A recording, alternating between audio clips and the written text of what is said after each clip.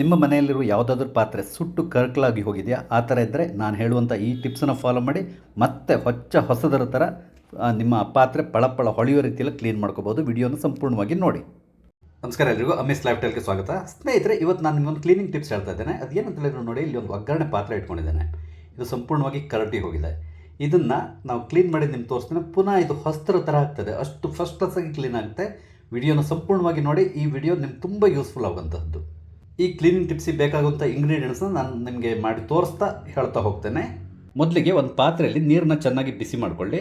ಅಂದರೆ ಎಷ್ಟು ನೀರು ತೊಗೊಳ್ಬೇಕು ಅಂತ ಹೇಳಿದ್ರೆ, ನಾವು ಈಗ ಯೂಸ್ ಮಾಡ್ತಾ ಇದ್ದೀವಲ್ಲ, ಅಂದರೆ ಕ್ಲೀನ್ ಮಾಡ್ತಾ ಇದ್ದೀವಲ್ಲ, ಆ ಪಾತ್ರೆ ಮುಳುಗುವಷ್ಟು ನೀರಿರಬೇಕು. ನಂತರ ಇದಕ್ಕೆ 1 ಚಮಚದಷ್ಟು ಸೋಡಾ ಪುಡಿ, ಅಂದರೆ ಈ ಕುಕ್ಕಿಂಗ್ ಸೋಡಾ ಇರ್ತದಲ್ಲ, ಸಾಮಾನ್ಯವಾಗಿ ನಿಮ್ಮ ಅಡುಗೆ ಮನೆಯಲ್ಲಿ ಇರ್ತದೆ, ಇದನ್ನು ಹಾಕ್ಕೊಳ್ಳಿ. ಹಾಕಿದಾಗ ಸ್ವಲ್ಪ ಅದು ಉಕ್ಲಿಕ್ಕೆ ಪ್ರಾರಂಭ ಆಗ್ತದೆ. 1 ಚಮಚದಷ್ಟು ಉಪ್ಪು, ನೀವು ಅಡುಗೆ ಮನೆಯಲ್ಲಿ ಯೂಸ್ ಮಾಡುವಂಥ ಯಾವ ಉಪ್ಪಾದ್ರೊಳ್ಳೆ, ಕಲ್ಲು ಉಪ್ಪಾದ್ರೂ ಅಡ್ಡಿಲ್ಲ, ಅಥವಾ ಪೌಡ್ರ್ ಉಪ್ಪಾದ್ರೊಳ್ಳೆ, ನಾನು ಪೌಡ್ರ್ ಉಪ್ಪನ್ನು ಯೂಸ್ ಮಾಡ್ತಾ ಇದ್ದೇನೆ. ಅದಾದಮೇಲೆ ಒಂದು ಅರ್ಧ ಲಿಂಬೆಹಣ್ಣಿನ ರಸನ ಇದಕ್ಕೆ ಹಿಂಡ್ಕೊಳ್ಳಿ. ಈ ಸಿಪ್ಪೆನ ಕೂಡ ಇದಕ್ಕೆ ಹಾಕ್ಬೋದು. ಈಗ ಇದನ್ನು ಒಮ್ಮೆ ಮಿಕ್ಸ್ ಮಾಡ್ಕೊಂಡು ಬಿಡಿ. ನೋಡಿ, ನಾನು ಇದರಲ್ಲಿ ಉಪಯೋಗಿಸಿರುವಂಥ ಎಲ್ಲ ಇಂಗ್ರೀಡಿಯೆಂಟ್ಸ್ ಇದೆಯಲ್ಲ, 3 ಇಂಗ್ರೀಡಿಯೆಂಟ್ಸ್ ಕ್ಲೀನಿಂಗ್ ಏಜೆಂಟಾಗಿ ಕೆಲಸ ಮಾಡ್ತದೆ. ಅಂದರೆ ಯಾವುದೇ ಪಾತ್ರೆ ಆಗಲಿ ಏನೇ ಆಗಲಿ ಅದನ್ನು ತುಂಬ ಸ್ವಚ್ಛ ಮಾಡ್ತದೆ. ಈಗ ಈ ಒಗ್ಗರಣೆ ಪಾತ್ರೆನ ನಾನು ಇದರಲ್ಲಿ ಮುಳುಗಿಸಿಡ್ತಾ ಇದ್ದೇನೆ. ನೀರು ಕಮ್ಮಿ ಆದರೆ ಚೂರು ನೀರು ನಾವು ಹಾಕ್ಕೊಳ್ಬೋದು.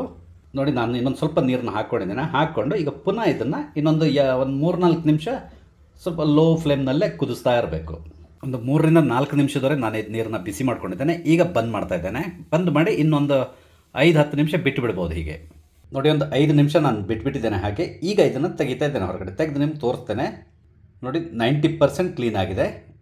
ಆವಾಗಿಂದಕ್ಕೂ ಇವಾಗಲೂ ಡಿಫ್ರೆನ್ಸ್ ನಿಮ್ಗೆ ಗೊತ್ತಾಗ್ತದೆ. ನೋಡಿ, ಇದು ಉಳಿದಿರೋದಿದೆಯಲ್ಲ, ಇದನ್ನು ನಾವು ಸ್ವಲ್ಪ ಸ್ಕಾಚ್ ಬ್ರೈಟ್ನಿಂದ ಸ್ವಲ್ಪ ತಿಕ್ಕಿ ತೊಳೆದ್ರೆ ಸಾಕು, ಹೋಗಿಬಿಡುತ್ತೆ. ಯಾಕಂದ್ರೆ ಸಂಪೂರ್ಣವಾಗಿ ಅಂದರೆ ಮ್ಯಾಕ್ಸಿಮಮ್ ಇರೋದು ಹೋಗಿದೆ. ನಾನೀಗ ಒಂದು ಸರಿ ಇನ್ನು ಕ್ಲೀನಾಗಿ ತೊಳೆದು ನಿಮ್ಗೆ ತೋರಿಸ್ತಾ ಇದ್ದೇನೆ ಎಷ್ಟು ಕ್ಲೀನಾಗಿದೆ. ನೋಡಿ, ಈಗ ನೋಡಿ, ಆವಾಗ ಹೇಗಿತ್ತು, ಈಗ ಹೇಗಿದೆ ನೋಡಿ. ಸಂಪೂರ್ಣವಾಗಿ ನಿಮಗೆ ಡಿಫ್ರೆನ್ಸ್ ಗೊತ್ತಾಗ್ತದೆ. ತುಂಬ ಚೆನ್ನಾಗಿ ಕ್ಲೀನಾಗಿದೆ. ತುಂಬ ಸಿಂಪಲ್ ಮತ್ತು ಮಾಡಲಿಕ್ಕೆ ಈಸಿ ಕೂಡ ಇದು. ಇದೇ ರೀತಿಯಲ್ಲಿ ನೀವು ಯಾವುದೇ ಪಾತ್ರೆ ಇದ್ದರೂ ಕೂಡ ಈ ನಾನು ಹೇಳಿರುವಂಥ ಈ ಮೆಥಡ್ನ ಉಪಯೋಗಿಸ್ಕೊಂಡು, ಒಂದು ಸ್ಟೀಲ್ ಪಾತ್ರೆ ಆದರೂ ಅಡ್ಡಿಲ್ಲ, ಅದನ್ನು ಕೂಡ ಇದೇ ಥರದಲ್ಲಿ ನೀವು ಕ್ಲೀನ್ ಮಾಡ್ಕೊಳ್ಬೋದು. ನಿಮಗೆ ನನ್ನ ವಿಡಿಯೋ ಇಷ್ಟ ಆಗಿದ್ದಲ್ಲಿ ದಯವಿಟ್ಟು ಲೈಕ್ ಮಾಡಿ, ಶೇರ್ ಮಾಡಿ. ಹಾಗೆ ಇಲ್ಲಿವರೆಗೆ ನೀವು ನನ್ನ ಚಾನಲ್ ಸಬ್ಸ್ಕ್ರೈಬ್ ಮಾಡಿಲ್ಲ ಅಂದರೆ ಸಬ್ಸ್ಕ್ರೈಬ್ ಮಾಡಿ. ನಾನು ಹಾಕುವಂಥ ಎಲ್ಲ ವಿಡಿಯೋಗಳನ್ನು ನೋಡೋದ್ರ ಮುಖಾಂತರ ನನಗೆ ಸಪೋರ್ಟ್ ಮಾಡಿ. Thank you.